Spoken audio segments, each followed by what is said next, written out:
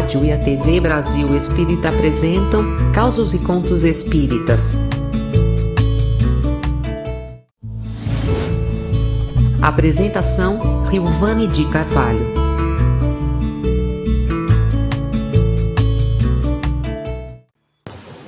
Boa noite, ouvintes da rádio e da TV Brasil Espírita. Estamos nós no programa Causos e Contos Espíritas. E no programa de hoje eu trago para vocês do livro Cartas de uma Morta, de Dona Maria João de Deus, que endereçou para seu filho Chico Xavier as suas vivências e as suas impressões do plano espiritual. No programa de hoje, nós iniciamos com a narrativa que Dona Maria João traz a respeito das orientações de um instrutor do plano espiritual, que ele ofereceu para ela e para todos os desencarnados que estavam por perto. Na pátria comum de todas as almas, faz-se mister que despais da vossa mente a roupagem dos enganos materiais, permitindo que a espiritualidade interior vibre livremente em toda a intensidade da sua divina potência. Tendes o intelecto atulhado de lembranças nocivas, as quais precisais alijar para o reencontro da felicidade. Não vos demoreis em fazê-lo. O corpo de vossas impressões persiste desastrosamente, impelindo-vos a vertiginosas quedas sobre os paús, de onde regressastes repletos de saudade e de amargurada tristeza. Considerai o verdadeiro panorama da vida universal.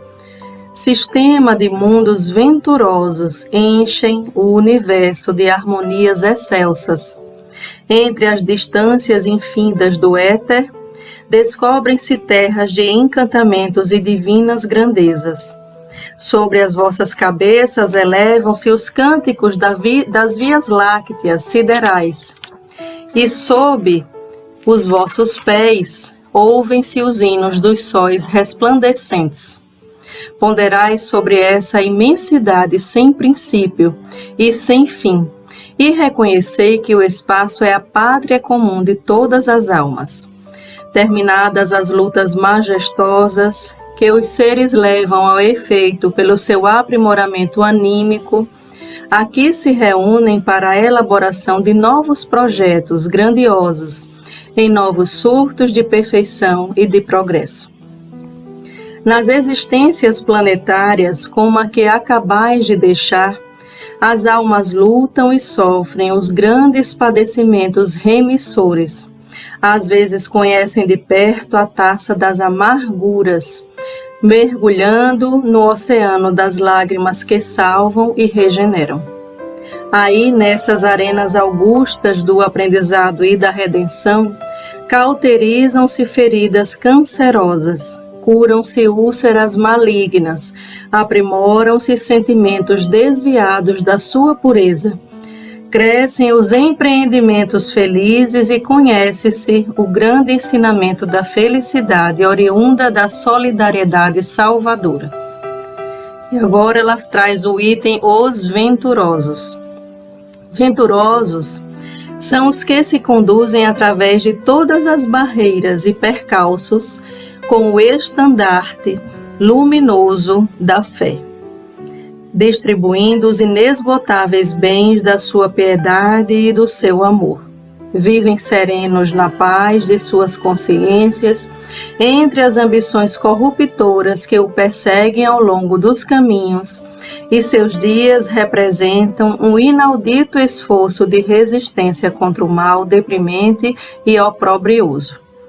Padecem continuadamente, e tombando nas batalhas morais, sangrando de dor, mas envolvidos no halo bendito da esperança e da crença, despertam jubilosos para a existência verdadeira, onde o egoísmo é uma palavra desconhecida e a confraternização universal é a mais legítima das realidades. Retemperam as suas forças, trabalhadas pela intensa luta da vida, nos arquipélagos dourados de paz e de repouso, no infinito dos espaços e assim se preparam para outras refregas, para outras iniciativas, na interminável e abençoada atividade espiritual, a fim de que se dilatem as suas potências em todos os domínios da sabedoria e do amor. Irmãos bem-amados, alimentemos o anelo da vida perfeita. Almas fracas e desditosas, cheias de saudade e desenganos, sacudi a poeira das estradas palmilhadas. Abri os vossos corações para a luz, como sacrários de ouro, sob um plenúlio divino. Esquecei temporariamente o teatro de vossos infortúnios, onde muitas vezes fostes traídas e humilhadas, mas onde também obtivestes o alvará de vossa liberdade preciosa. Elevemos ao Pai a nossa oração de reconhecimento e de amor, da qual se evolem todos os nossos mais puros sentimentos transubstanciados em harmonias celestes. E na falange dos Espíritos benignos, Dona Maria João de Deus nos traz, terminada que foi a alocução, pronunciada com a mais sagrada das eloquências, e que de modo geral imperfeitamente reproduzo, com os meus olhos nublados de pranto, ouvi os soluços de muitos dos circunstantes que choravam sob o império da mais forte emoção. Então oramos, acompanhando os inspirados impulsos daquele enviado celeste, que procurava incutir-nos a fé, a esperança e a resignação, através das suas palavras compassivas e piedosas. Um luar indescritível, projetando-se na tribuna que lhe guardava ainda a luminosa figura, banhou as nossas frontes, e pude observar que a atmosfera se impregnava de capitoso perfume. Percebi ainda que, sobre as naves encantadas do templo, profusamente caíram flores iguais às rosas terrenas, mas que se desfaziam ao tocar em nossas cabeças, como taças fluidas de luminosidade e de aroma. Ah, como eu chorei naquele dia! Minha alma frágil se comovia sob indômita emotividade, mas desde aquele instante incorporei-me à grande falange dos espíritos benignos que mourejavam em suas tarefas ao lado da terra, trabalhando pelo bem dos seus semelhantes, beneficiando-se simultaneamente nos mais úteis dos aprendizados. Reencontrando uma afeição do passado, muitos encarnados que têm ouvido as diversas explanações quanto à vida dos espíritos nos planos da erraticidade, fazem uma falsa concepção do vocábulo, imaginando que a existência errática das entidades se processa por jornadas intermináveis, sem um objetivo definido, sem uma organização que regule o fenômeno das suas atividades nos espaços. Essa maneira de encarar a questão não é verdadeira, pois a vida no além decorre em um ambiente que, pelas suas características fluídicas, escapa à vossa compreensão, já que dentro do vosso meio de matéria muito condensada, vos faltam as leis da analogia, para que possais estabelecer uma comparação. E a vida prossegue sempre. Na vida do espaço ainda existe a matéria, porém em condições totalmente diversificadas, numa sutileza para nós inimaginável e constituindo verdadeira maravilha a sua adaptação à vontade dos espíritos. Lá também a sociedade se organiza, as suas leis predominam, as famílias se reúnem sob os imperativos das afinidades naturais, luta-se, estuda-se, no amálgama dos sentimentos que caracterizam o homem racional.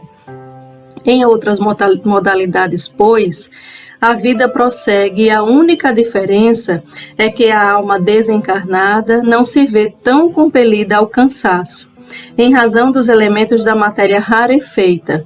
Isso quanto às regiões da erraticidade, porque nos outros orbes, as regiões, a existência segue o seu curso de acordo com as suas modalidades específicas, submetendo-se o eu a essas forças diversificadas. Como, por exemplo, na Terra, nos sujeitamos às suas leis físico-químicas. Meus pulmões respiravam e meu coração pulsava. Em minha condição de alma pouco evolvida, iniciei, pois, a vida de após-morte nesse ambiente do espaço, que descrevi nas páginas anteriores. Decorrido o tempo inolvidável em que divisara a figura sublime daquele mentor espiritual, que viera caridosamente balsamizar as minhas feridas e as daqueles que formavam a grande turba de meus companheiros pela saudade e pelo sofrimento. Embora me sentisse relativamente feliz, pressenti o coração pungido pela angústia da distância, que me separava do mundo que eu deixara. Os laços afetivos, os hábitos, os pequeninos nadas de minha existência estavam inteiramente comigo.